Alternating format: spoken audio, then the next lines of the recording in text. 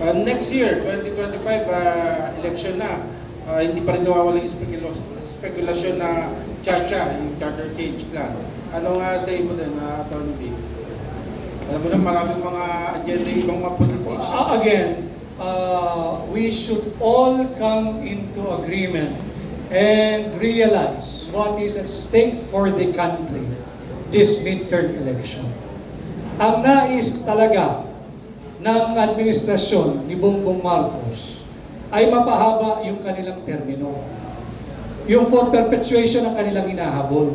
Subalit malinaw naman na nung kumandidato noong 2022, ang kontrata mo sa sambayan ng Pilipino ay 6 years lamang. You have to respect that. At wag ho tayong papayag na baguhin nila ang anyo ng ating gobyerno from presidential to parliamentary. Buhay pa ho yung peke at huwag na tsatsang yan.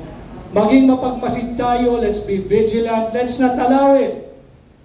Because kalokohan po yung sinasabi nila na pag nag-transition tayo from presidential to parliamentary, uunlad na ang Pilipinas. Hindi po dahil sa diferensya ng uri ng gobyerno. Sure, ang ating pong saligang batas ay hindi perpekto. At marami ng probisyon ang dapat rebisahin, bisitahin, pag-aralan at baguhin. Subalit, hindi sa kamay ng mga taong kasalukuyang nariyan sa Kongreso. Hinahanap at pinapanagot nga po natin sila doon sa 500 billion flood control funds na ayaw nilang harapin.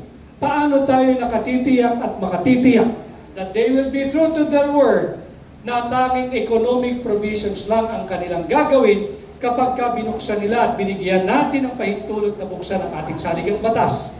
At I guarantee you, hindi titigil sa economic provisions yan. They are not after the economic provisions. They are after perpetuation. Wag ho tayong pumayag.